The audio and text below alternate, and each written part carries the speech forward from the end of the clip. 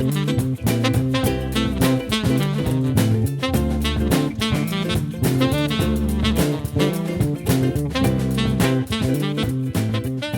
band class, this is Mr. Sutherland here, and we're going to do a little bit of music finally with our fingerings on the instrument. Now, in the other videos, we've already discussed how to assemble our instrument and how to get a good embouchure. Remember that our teeth are on top of the mouthpiece, our bottom lip is slightly covering our bottom teeth, and that the reed goes on the bottom lip and your teeth go on the top of the mouthpiece. We take about halfway of the mouthpiece into our mouth before we actually exhale. And we'll review that again as we go on to our lesson today in this video. Now, in this video, we're going to go over the first page of our book when we start playing music and going over the fingerings, which is page 4 in your Essential Elements book. Let's get started. The first note that we're going to review today is number 1, long tones. And that's going to be your saxophone's D, which is placed on the 1, 2, 3, 4th line from the bottom. And that's where the note hit is for your D with the octave key. Now, let's go over the fingerings for the D on our instrument. And that's going to be first with our octave key. Our left thumb is going to be up on top where this rest is at the top. And the little key above it is will be pressed with the tip of our thumb all the way in, which should raise this bar here. Or if you have the fingerings for this finger here down, it will raise another little mechanism right up here. Now, the rest of the fingerings are going to start with finger 1, which is going to skip this top key at the very top. You might have a pearl key, not just this piece of metal.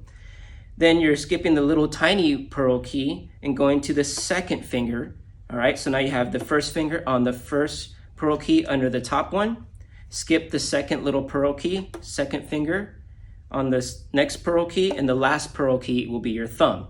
Your pinky is actually going to go and hover over these keys, always touching, never pressing down until we have to press them. So always keep your finger touching these keys, but not pressing them down. Let's go to our right hand now. We're going to hook our right thumb underneath this thumb rest here, is hook, and we're going to place our 4th finger, or the first finger of our right hand, finger 4, on the very first pearl key. Our finger 5, or second middle finger on our right hand. Finger 5 is the next pearl key. And the last pearl key is finger 6, all right, or our ring finger on our right hand. Then, just like the left hand, we're going to place our pinky over these 2 pinky keys here.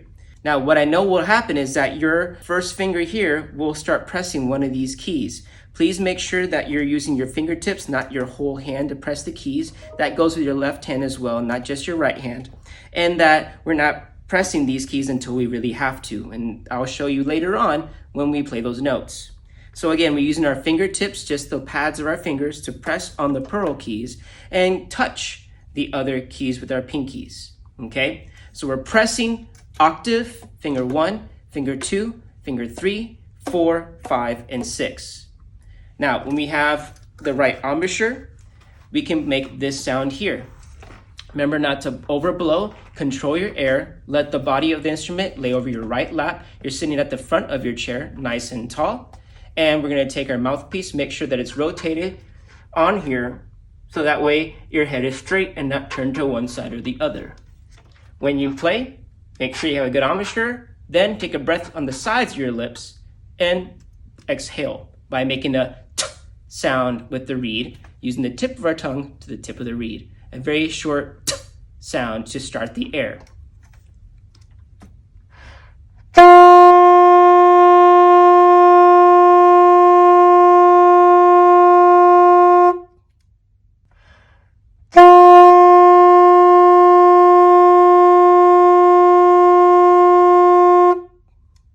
Notice that I don't dip in volume at the end. I make sure it stays the same volume throughout my exhalation, and that I don't tongue anywhere in between for a long tone. I just tongue the very beginning and let the air push through using my abdomen, not my shoulders or my head. Okay, let's try it again.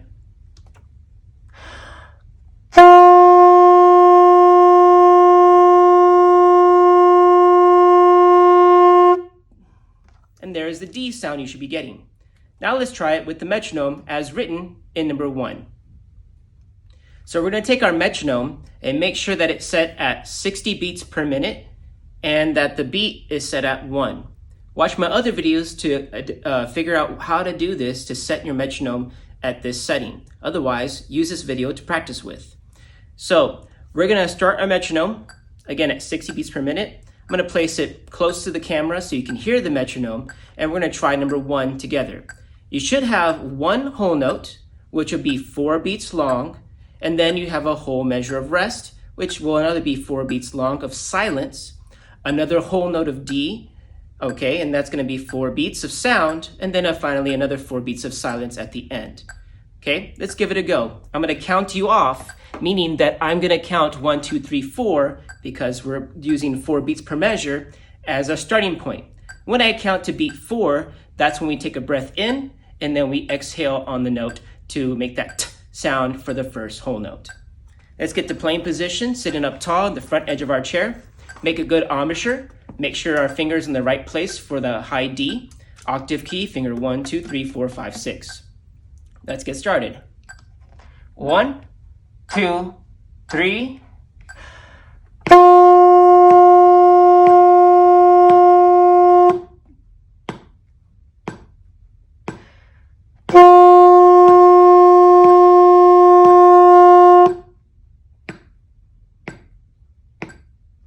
And you're done. You might notice that you still might have some air at the end of the first whole note or the next whole note.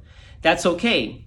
Just don't let the air go out of the mouthpiece. What I would suggest doing is slowly relaxing and exhaling through your nose, so that way the air doesn't make the reed vibrate when you release the extra air that you have left over. So that way, during the rest, you can relax, and on the 4th beat of that rest, you can take another breath in and exhale again. Let's try this one more time. Playing positions. 1, 2, 3.